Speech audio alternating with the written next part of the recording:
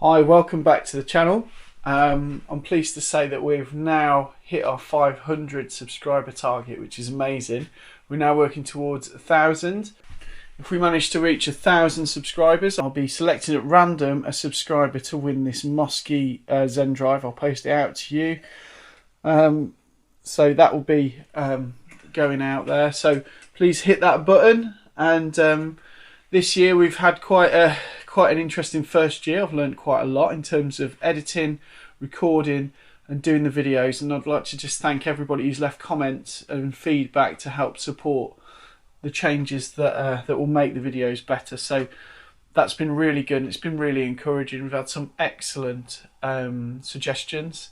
I'd just like to do a little roundup for this year. So I'm going to do five products that have been really interesting, that have come out in the guitar world, and then I'd like to do 5 products that I have reviewed and used and I've really loved this year. I've really got into, and these are products that have probably been out for a few years. Some of them have been out for 70 years, but the main point is these products have made a big difference and a big impact. So let's just start with the first one.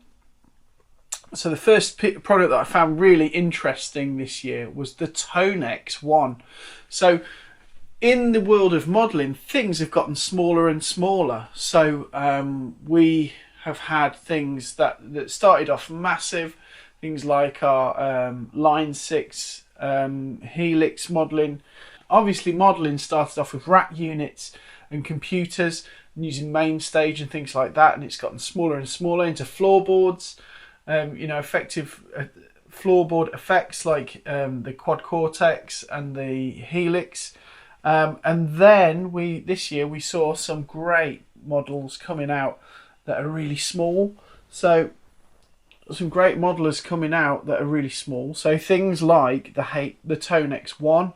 So the Tonex 1 is amazing because it's the size of a tiny pedal, and you can put amps into that. You can have up to 10 amps in there. Owned by Alec Media, the quality of the profiles are fantastic. Now, when the Tonex 1 first came out, it didn't support effects.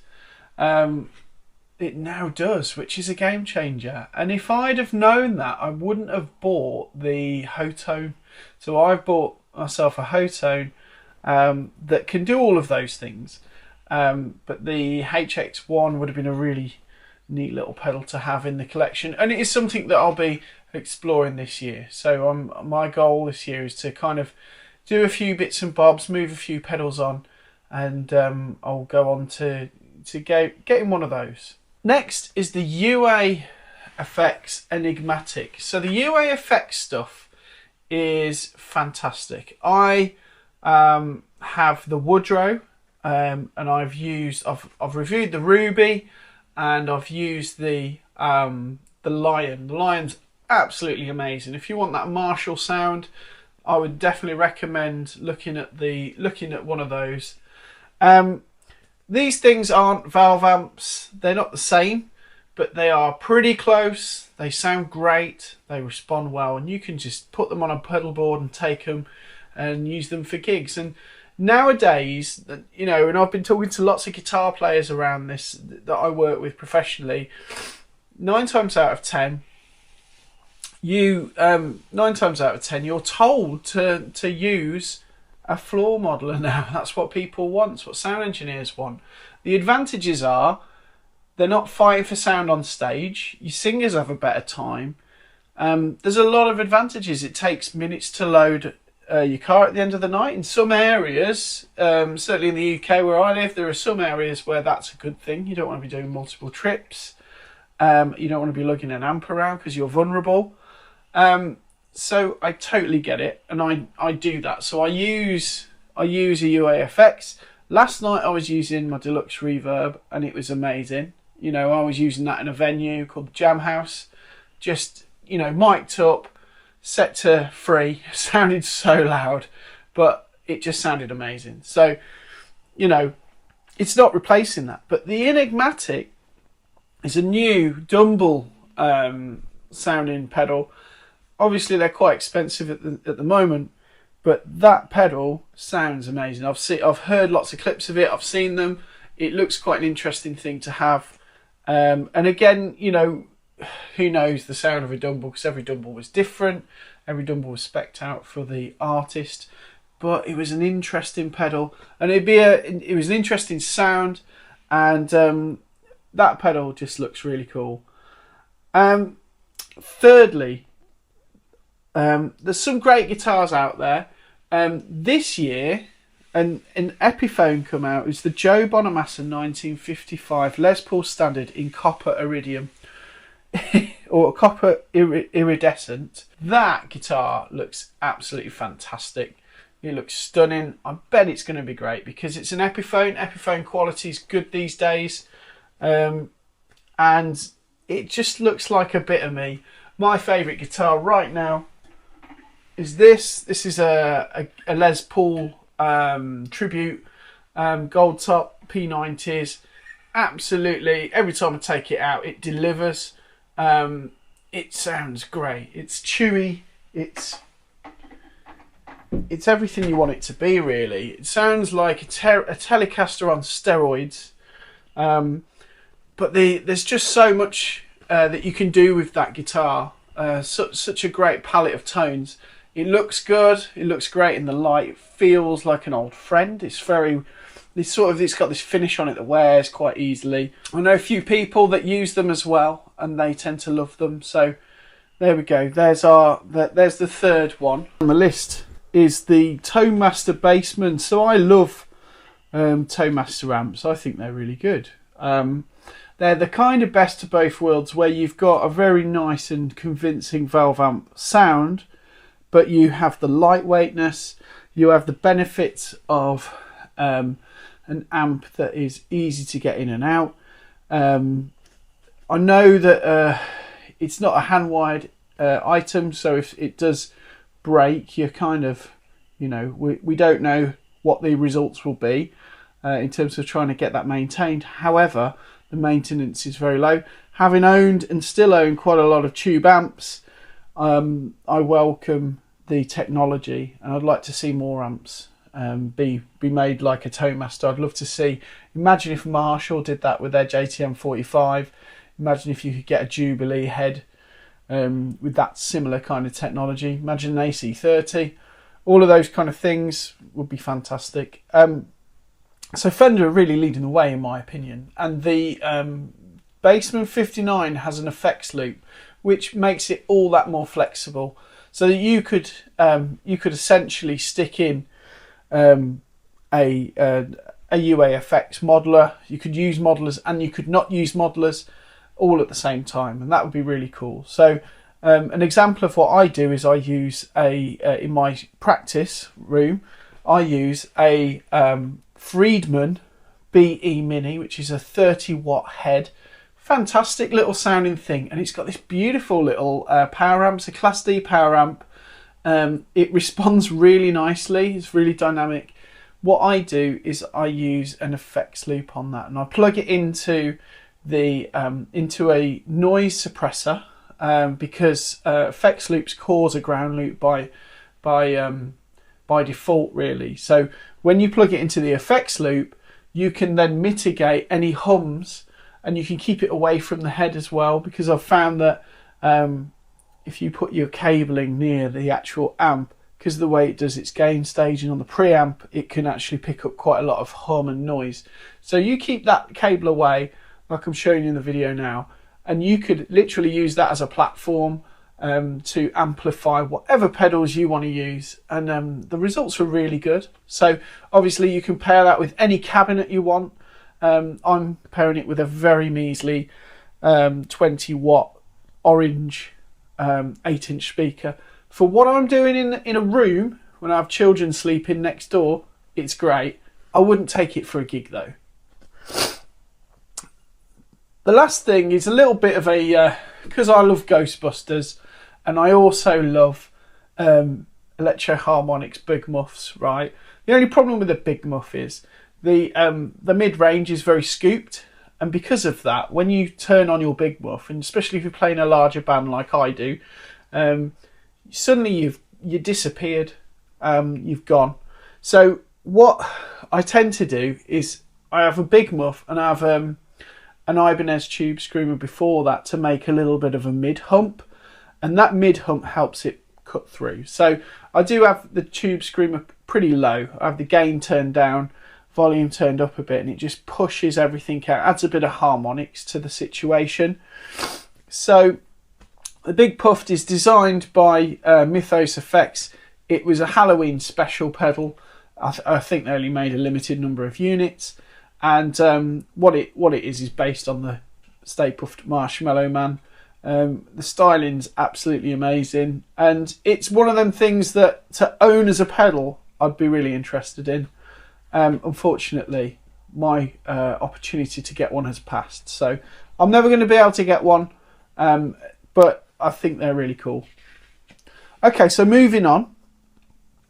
These are my things that I've got this year that I've been really impressed with and really happy with, and I've kind of found this year as my favourite bits of kit, which is quite hard because I've had quite a few little bits of kit come in. So the first one I'm going to talk about is the Hotone Mini.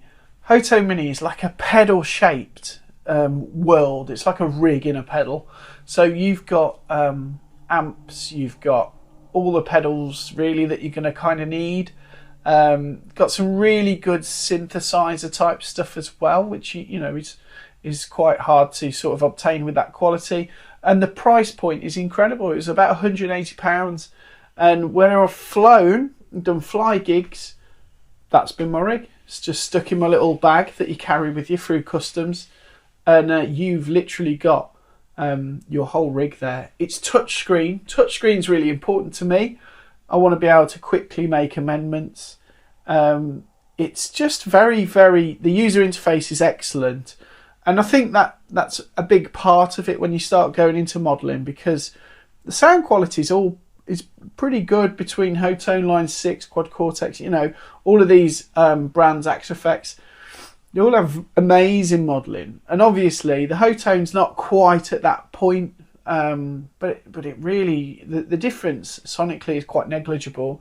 The audience really don't notice. And I've tested this out really with a few situations where I've had my Line 6 stuff went down. One night I was using an amp and a Line 6. The power was going on it, so I've bought a new PSU since, but I replaced it with my Hotone halfway through the set, and people were raving about how great it sounded, and I was like, okay, well that's my cheapest bit of kit really. And it's been fantastic. So I would definitely recommend looking at those, and I know they do the Hotone sort of Stomp, which is a bit like I think it's called the Stomp. It's a bit like a HX Stomp, I guess. Again, HX Stomps are great, but they cost, you know, you get what you pay for. You get a really great item when you buy it, probably the best pedal in the world, right? But when you buy the Hotone Mini, it's like half the price. If you bought the Ampero version of the HX Stomp, it's less money and the quality is apparently really good. So that would be something I'd look at. Browne FX Protein would be my second one. So the Browne FX Protein is Browne FX Protein is an overdrive, and it has one side which is like a blues breaker, and the other side's like a noble. So they're kind of based on those things. The blue side is the blues breaker, and the blues breaker is just lovely. I think they've tweaked it. It's got a little bit more of mid-range without the honk. I kind of prefer it to my King of Tone. It's got the same kind of chewiness when you use it. It's brilliant for rhythm channels. And then the Nobles side, which sounds like a Nobles ODR1, it's just a little bit extra, a little bit more gain. The low end's a little bit more manageable. Just fantastic. So I would recommend looking at those.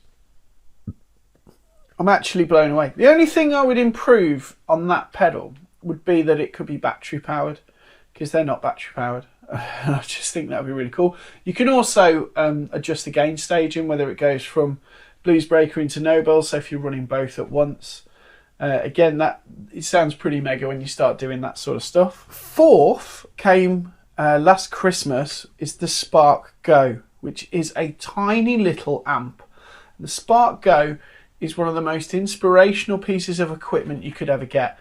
I used it last night in the green room before we went on stage, just to jam through some of the songs so the singers can practice their harmonies. I use it when I'm teaching my private students. Every Monday night I get that out and I can dial in the sounds that they're looking for. In the school we have Boss Katanas. Boss Katanas are brilliant. Obviously you can get all those kind of tones for learning and practicing. But the Spark Go's great because you can dial in the song. You can get the song up. It'll tell you what the chords are. Well, it approximates them. It's quite funny if you want to play a game. You know, you could put some John Coltrane on, see if it can work out those chords.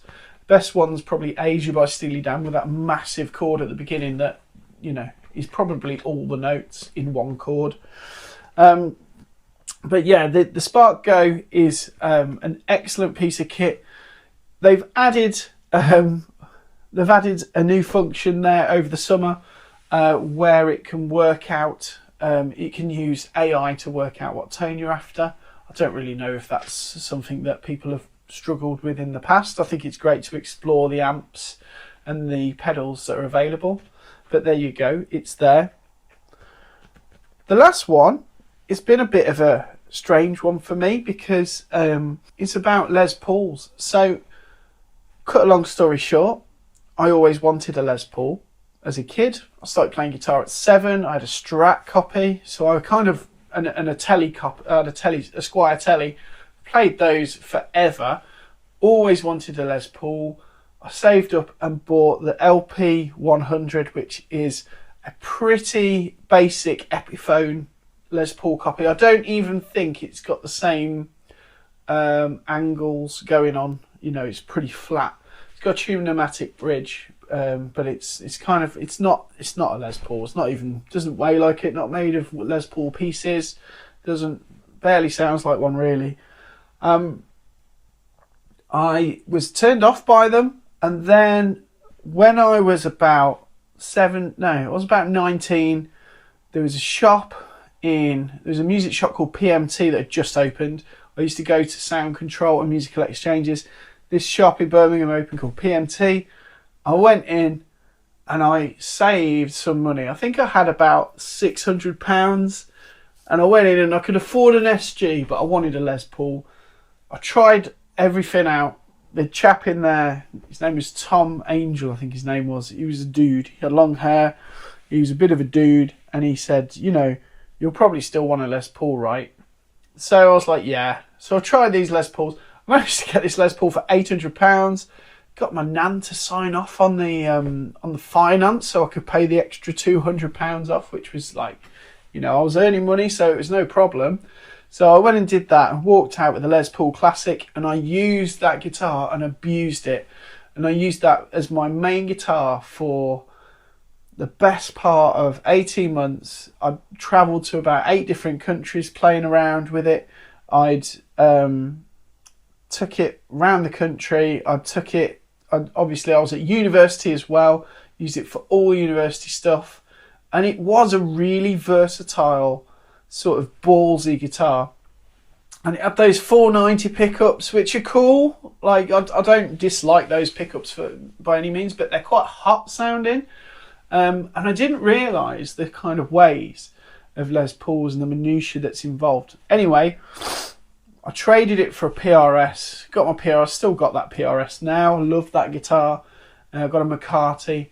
But when I bumped into an old student of mine who I used to teach when I used to work at South Staffs College, he showed me his Les Pauls, and he had a shop, you know, called Taverners. He had loads of Les Pauls.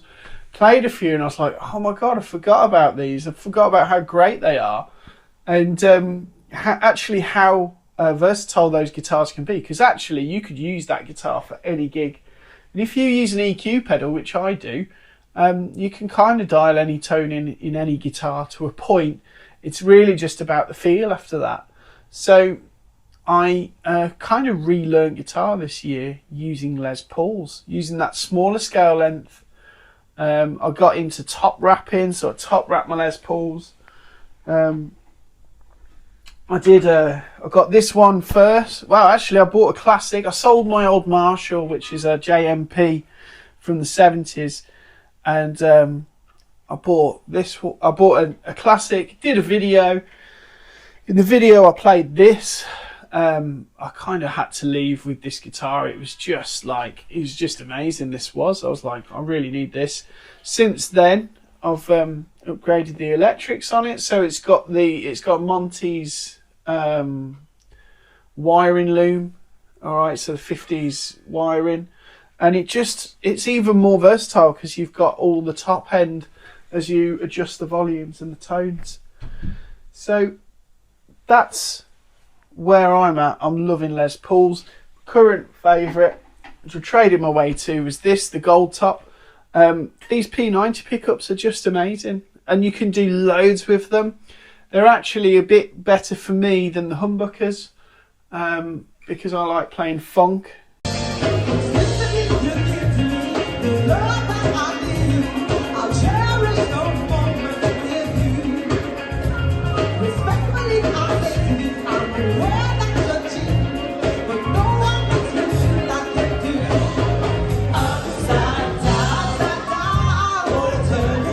You know, and playing funk on this, it's wicked because it's so punchy. You've got some brightness if you need it. But yeah, just a really, really enjoyable guitar. And everybody asks me about this guitar whenever they see it. They're like, what's that? You know, is that a real gold top? That's what I got yesterday. Just wonderful. So that's the rundown this year. I've bought some stuff that I'm not as impressed with, but you know, I'll do a video on that at some point, and I'm looking forward to the new year. It's going to be really good. The channel's going to be boosted up a bit more now. We've hit 500 subscribers. There are options that I can do, so I'm investigating quite a few things with designing a pedal, fuzz pedal called the Eco Fuzz, and we've got some really cool ideas of how to improve the channel and deliver some new stuff. So thank you for watching, thank you for subscribing. Please try and hit the button. You'll be put into a prize draw to win this, which is a Musky Tie drive. It's got some Velcro on it because I've been using it, but I'm going to keep it to one side and box it up ready to go. As soon as we hit 1,000 subscribers, we'll do a prize draw. Anyway, thanks for watching. Be excellent to each other, and a happy new year.